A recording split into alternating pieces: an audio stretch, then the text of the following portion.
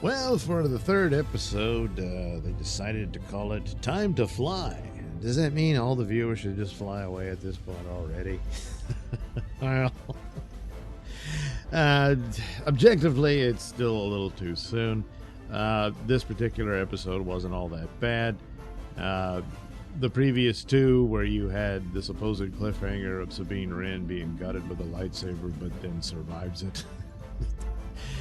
Really got to stop doing that, but you did it, and it's a legitimate complaint, and that's the kind of mistake you're in no position to make, but you keep doing it. Aesthetically, the ships, the planets, all that stuff looked a lot better than it has in recent Disney Plus outings for Star Wars. And it's only 2 episodes, so that's just not enough to level a total judgment on it. So we come to the 3rd episode, which there's some amount of slowness in these Ahsoka episodes, but of course, after having been through Andor, which I actually liked, but the big drawback there is how slow it was. And in a lot of ways, unnecessarily so. I think they could have cut that down, made it more tighter, and it would have been a stronger show. But again, the overall health of Star Wars is so bad that there's really no room for anything like that. That's, easily a very experimental show, as it's very far removed from the stylings of Star Wars. Ahsoka is much closer in that. A lot of the trappings and whatnot are very much there, and in some cases a little too much. So here we get the episode. You get a little bit of Hera trying to talk to the Republican government to get them to okay a mission for her to join Ahsoka and Sabine on their investigation into what's her name, Morgan, is up to. And they decide, hey, look, the war's over, it's time to move on. Setting up the stage for the sequel trilogy, because that was the attitude. Some 30 years later, where Leia wanted help and support to take on the First Order, and they really didn't help her, so she had to use old ships and stuff like that. So the attitude is very much in place, and of course that's also indicative from Mando 3, where they show where they're just dismantling all the old Star Destroyers rather than using them as part of the Republican fleet to maintain the peace and all that, and deal with the stragglers left over who still want the Empire back and all that sort of stuff. So they don't believe Thrawn is alive, or a threat. So obviously, if he's dead, he's not a threat, and that sort of thing. But despite Hera's warnings, they don't listen, and so she has to call up Ahsoka, saying, "Oh, sorry guys, I'm not coming. I can't do it." And so the rest of it is Ahsoka and Sabine, and so they're traveling to their destination. But in the meantime, hey, let's do some training with Sabine. And first, the droid apparently is programmed in all kinds of lightsaber tactics and whatnot, and so he's helping out with Sabine. And she does all right, but not good enough. And then Ahsoka says, well, you need to learn about the Force. So she gives her a helmet that blocks her vision. You see what I mean? Where have we seen this before? Now, of course, you can say, well, look, that's one of the ways to be trained and stuff. Yeah, that's true. But it's rather unnecessary. How else do you handle it? I mean, the idea is that there's been some time between them, and they now they're trying to recapture what the master and apprentice relationship they had, or master and Padawan, whatever. And she's got to brush up on her skills and all of that. And she still really doesn't have a grasp of the Force. She knows how to fight. She's a Mandalorian and all that, but she doesn't have Jedi tactics and doesn't appear to have any signs of the Force. Although briefly, she seemed to sense where Ahsoka was when she was fighting blind. But for the most part, she was terrible at it. Now, that's one thing you can give them. She keeps falling down. She keeps messing up. Sabine Wren is not perfect. Ahsoka, on the other hand, but then she's the Jedi Master in this story.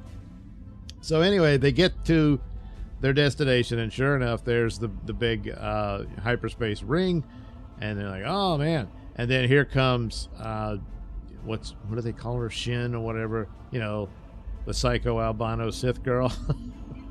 Along with the Dark Knight Sith. Well, they're not Sith, supposedly, but come on. I guess the Dark Jedi, they'll be calling them. But hey, their sabers are all red. What does that mean? They all wear black, usually. Well, anyway. So I'm guessing, is it Marek or Marek, I think, is the mysterious masked man's name. But, of course, more than likely, he's either outright Ezra Bridger, somehow transported back, or he's a clone of Ezra Bridger, and this will be used to much to the torment of Sabine and, of course, Ahsoka. Or, if they're really going full EU, what if it turns out to be an evil clone of Luke Skywalker? Oh, boy, would that be the heart? Nah, I'm extremely dubious they would do that. But anyway, it's probably an evil version of Ezra. But anyway, so they have, for the most part, the episode is a dogfight in space, which is, again, another standard of Star Wars. And so they have that. And it's handled well in the sense that they're able to dodge the fighters that are chasing them around, but they don't outright defeat them all that well. Sabine manages to shoot one and blow it up and all that, but things go badly for them as they get attacked by the ring itself and all that. And it's not looking good as the fighters are coming in for the kill shot, and then their power has been shut off and they got to reboot, but it's taking a while. And so Ahsoka is going to go outside and deal with the fighters with her lightsaber, so to deflect the blasters, So, okay.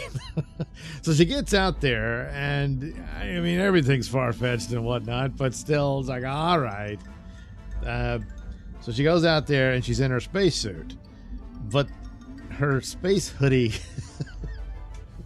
is shaped exactly like, her headdress, if you will.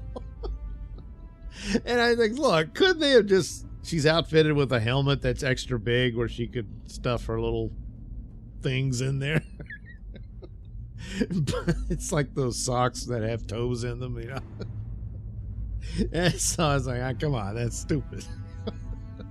But anyway, so that's the deal. She's using the lightsabers to deflect the blasters of the there's 3 fighters, and of course the third one is just that's just the red shirt guy. So she manages to knock off his wing and he explodes. And then, but she gets blasted out into space. So I'm thinking, oh boy, they're going to do the Mary Poppins bit with like Leia did. But no, she doesn't. She's calling out to Sabine, can she come get her? And Sabine's able to reactivate the ship and she gets her. So there you go. All right. So they're back on the chase and they manage to hide out on the planet. And Shin and Marek, or Marek, whatever, evil Ezra, I'm guessing, are looking for them. And there you go. That's the deal. They cross through and they see the flying space whales with tentacles. And this is supposed to be significant because they have a means by which to naturally travel between the galaxies, which they're trying to do with the hyperspace ring in order to get Thrawn back to the galaxy. So, all in all, for what it was, it's more or less fine. In fact, it's in some ways maybe better than the first 2 episodes, in that there just wasn't a whole lot of stupid. Sabine wasn't as annoying as I found her in the previous one, but it's kind of bland, they're in this terrible spot because, again, Star Wars is very unhealthy. And any little mistake, and sometimes they can be sort of little, is like I was like, you're kind of ripping off Luke Skywalker here and this and that. And even though some of that you would have to expect, but that it becomes all the more exacerbated because of how bad things are overall. And I think through that lens, even a fairly adequate space show, which is kind of what Ahsoka is. Man, I guess this will be the Picard season 3 for Star Wars. It's like, yeah, it's an adequate space show, but that's not nearly enough to fix the damage done to the franchise. And it isn't. There's nothing here that's doing So far, yes, just more or less adequate space show. This episode in particular didn't have as many annoyances as the other two, like the saber to the gut and silly things about droids blowing themselves up and giving you a head start to get away. So what was the point? Plus, they were there to get that key. If you blow it up, then nobody. What are you going to do? You know, stuff like that. It's really stupid. You really have no room for that, and there's no patience for it. Had Star Wars been in a healthy position, the sequels were not that bad. Obi-Wan was good. Boba Fett was good. Mando 3 was good. But that's not the case. It's quite the opposite. And so that's a position that Disney Star Wars put itself in. So even when you have a show that, in this case, is okay, seemingly, the flaws are going to stick out much, much more than they would have otherwise. And that's the same is true of Andor, which I think is infinitely superior to this one. But there's no room for that because it's so far afield from the basics of Star Wars. And then when it comes to Andor versus Ahsoka, well, Ahsoka wins that one because Ahsoka is much more closer to the overall aesthetic of Star Wars. But it's, again, just for the most part, adequate space show. And that's nowhere near enough for what Star Wars needs.